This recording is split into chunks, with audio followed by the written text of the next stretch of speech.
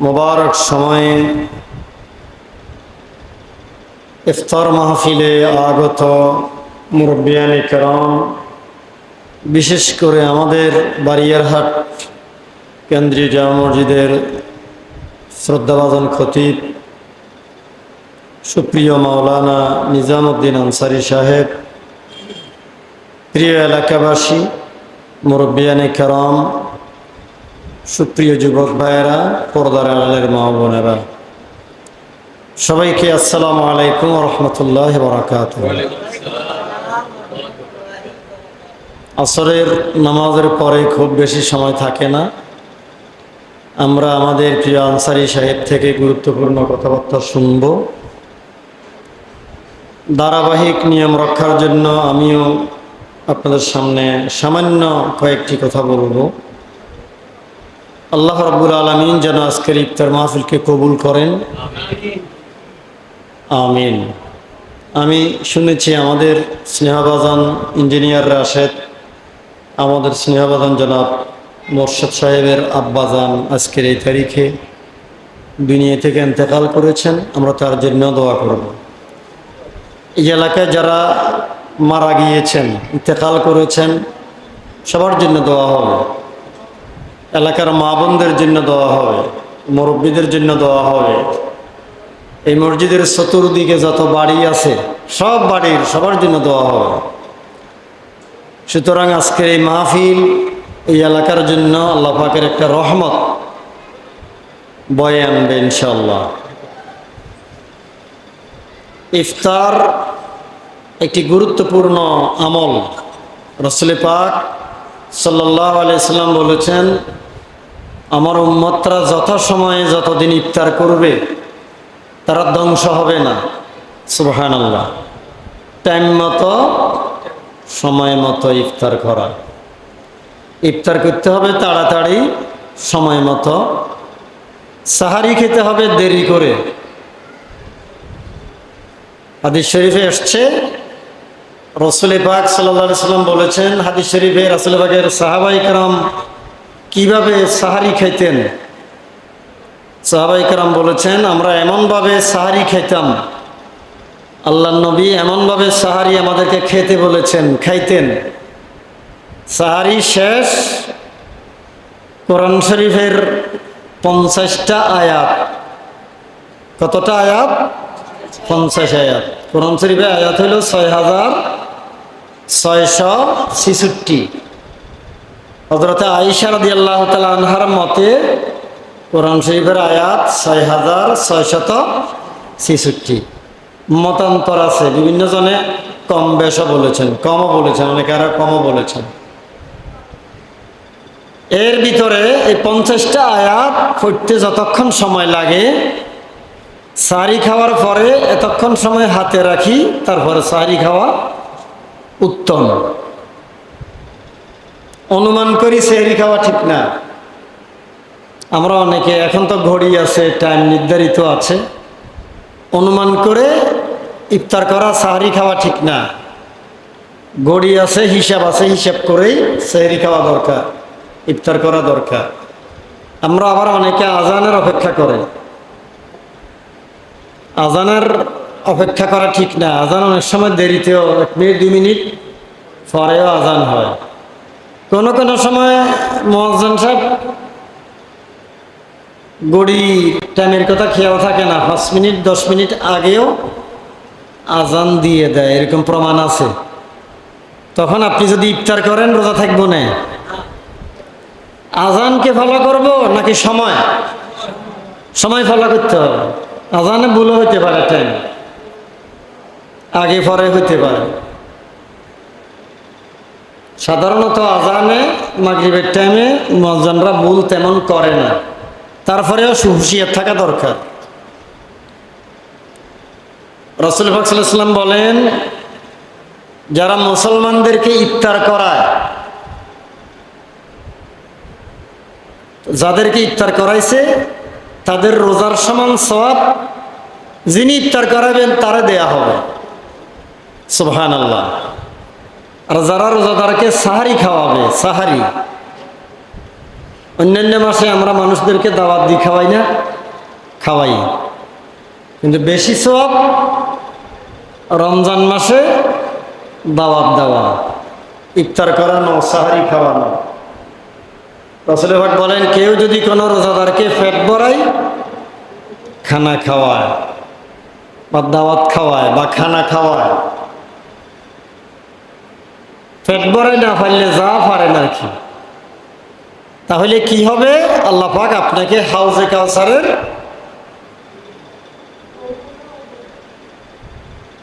নিয়ামত, শরবত, কাউসার, হাউজে কাউসারের নিয়ামত পান করাবেন, পিপাসা লাগবে না। এই জন্য আমরা চেষ্টা করব মানুষদেরকে ইফতার করানোর জন্য, রোজার মাসে দাওয়াত দিয়ে খাওয়ানোর জন্য। বাজার করে দিবেন, 1 কেজি গোস্ত কিনে দেন,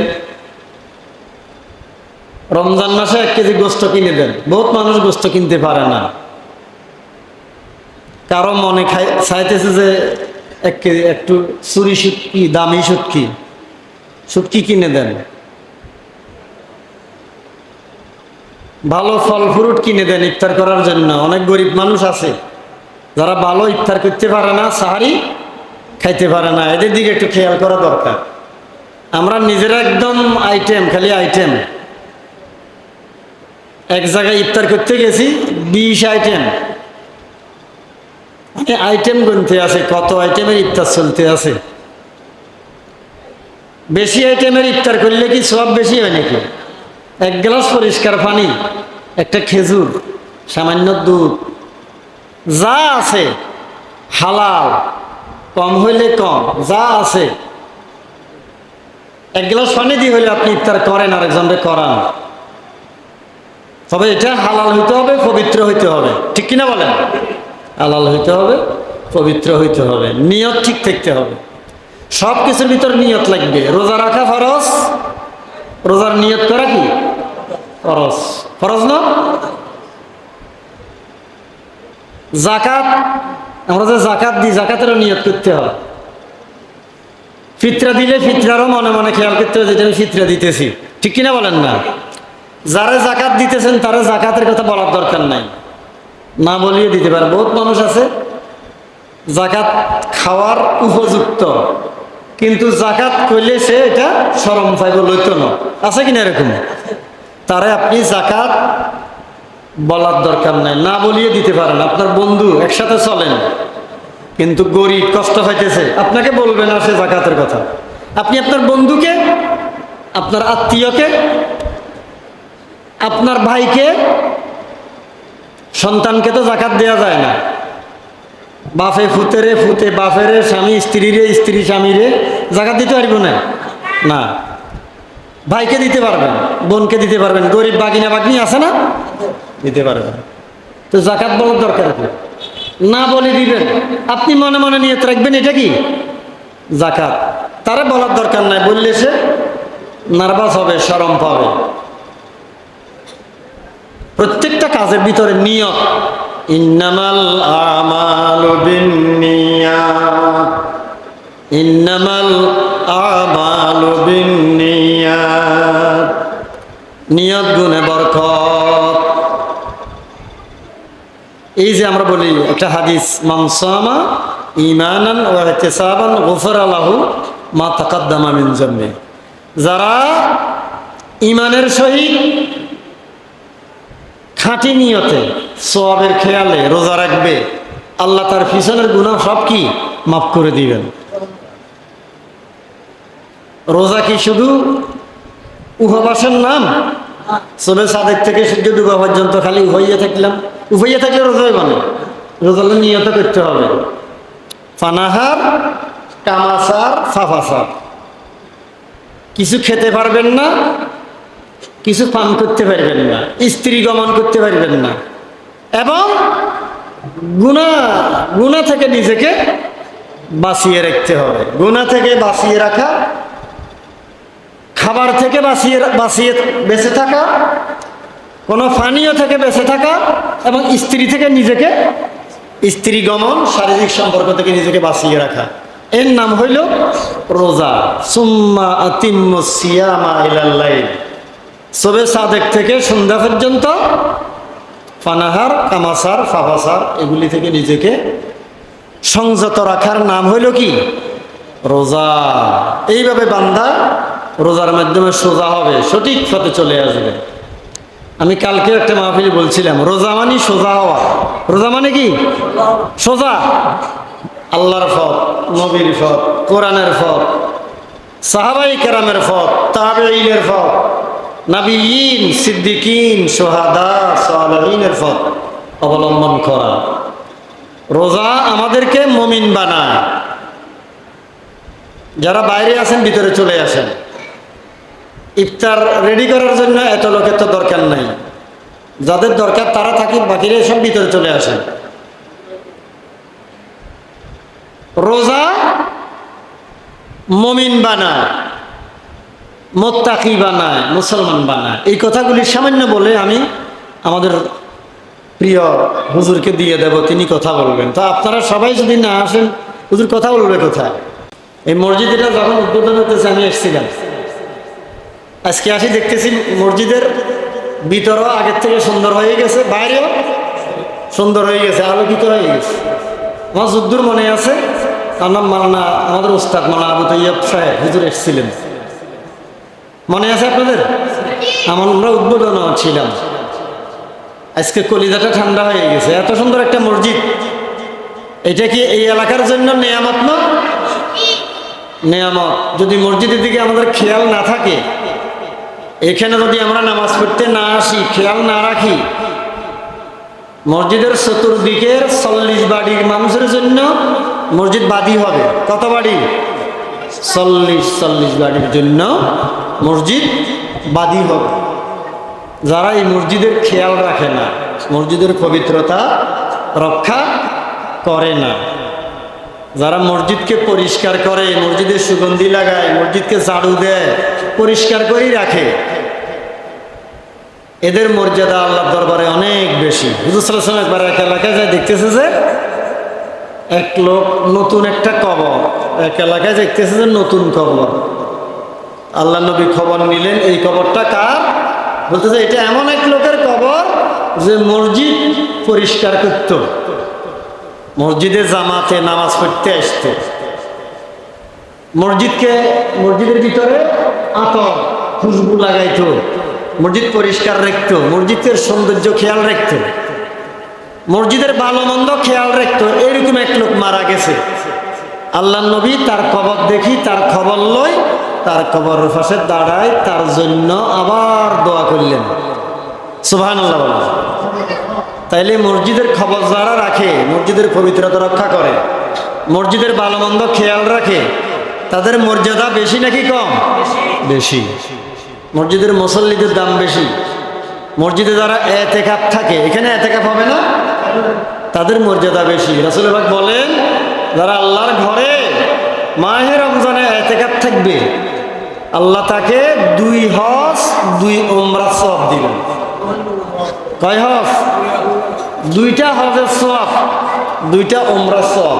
আল্লাহু আকবার। আর যিনি এতেকাফ থাকেন তিনি তো লাইলাতুল কদর পেয়ে যাবেন, পেয়ে যাবে না? আমরা তো যারা এতেকাফ থাকা হয় না, তারা ওই যারা এতেকাফ থাকে তাদের কাছে দোয়া চাই যে তুমি একটু আমাদের জন্য দোয়া করিও। আমরা তো খালি 27 দিন আসি, ঠিক কিনা বলেন না? 26 তারিখ দিনগত রাত, যেটাকে 27 বলে, ওই রাত্রে লাইলাতুল কদর থাকার সম্ভাবনা বেশি। এই জন্য আমরা সবাই ওই রাত্রে একটু বেশি আসি। ইন্না আনজালনাহু ফি লাইলাতিল কদর ওয়া মা আদরাকা মা লাইলাতুল কদর, লাইলাতুল কদর খায়রুম মিন আলফি শাহর। কিন্তু যিনি ইতিকাফ থাকেন তিনি কি শুধু 27 তারিখে? তিনি এই 20 তারিখ, রমজান মাসের 20 তারিখ মাগরিব পড়ি বই যাব, তারা ইতিকাফ আরম্ভ হইতেছে। সুন্নতে মুআক্কাদা কিফায়া। কেউ না থাকলে এলাকার সবাই গুনাহগার হবে। তিনি ইতিকাফ থাকবেন, দোয়া করবেন। যিনি ইতিকাফ থাকবেন তিনি বাইরে গিয়ে ঘুরিয়ে আসতে পারবেন না, বিনা দরকারে গোসল করবেন, বাইরে যেত না। এদের রোজ আর গোসল না করলে, তাহলে আস্তে করি সুবে সাবে নীরবে যাই গোসল করতে হারিব, যেহেতু মসজিদের ভিতরে গোসলখানা নাই। মসজিদের ভিতরে গোসলখানা থাকলে বাইরে গেলে তা এতেকাপ ভাঙ্গি যাবে কই, কথা বুঝেন না? কেউ যদি মসজিদের ভিতরে গোসলখানা থাকে তারপরে বাইরে যা গোসল করে এতেকাপ ভাঙ্গি যাব। যদি মসজিদের ভিতরে গোসলের ব্যবস্থা না থাকে, গোসল না করলে মরে যার বোধ রোজ আর করি, তাইলে একদম ঠান্ডা মাথায় আসতে করে যাই, কারো মাধ্যমে পানি দূরে আনি মসজিদের এনে কিনারে গোসল করতে হইব। ওই বার দূরিয়ে যাবে দরকার নেই। কেউ কেউ আবার এতেকাপের রাত্রে বার খুলে যায় বি খাই বুঝে রাচ্ছা বেলা আছে একটা বিঘে খাই যাই এতেকাপ ভাঙ্গি যাব। এতেকাপের সময় রাচ্ছা যদি বার খুলে যায় বাতাসটা বেলা বার হয় এতেকাপ ভাঙ্গি যাব। মসজিদের ভিতরে থাকতেও গোসল বাধ্যতামূলক না হইলে গোসল করবার দরকার নেই, কথা বুঝেন না মনে হয়? গোসল যদি ফরজ না হয় বা বাধ্যতামূলক নয় তাহলে গোসল করবার দরকার নেই। যিনি এতেকাপ থাকবেন একান্ত প্রয়োজনে গোসল করবেন। রোজ আর গই বা অসুস্থ হয়ে গেছেন একদম নীরবে চুপে চাপে গোসল করে আসতে হবে, আর বেশি বেশি দোয়া করতে হবে। তো রোজা এসছে আমাদেরকে মোত্তাকি বানানোর জন্য। আমি আর 2-3 মিনিট কথা বলবো, আমাদের হুজুরকে দিয়ে দিব ইনশাল্লাহ। আজকে 5টা 6 মিনিটে মনে হয় না 5 মিনিট, হ্যাঁ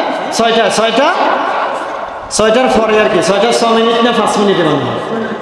আচ্ছা যাক, এখন তো 5টা 31 মিনিট হয়েছে।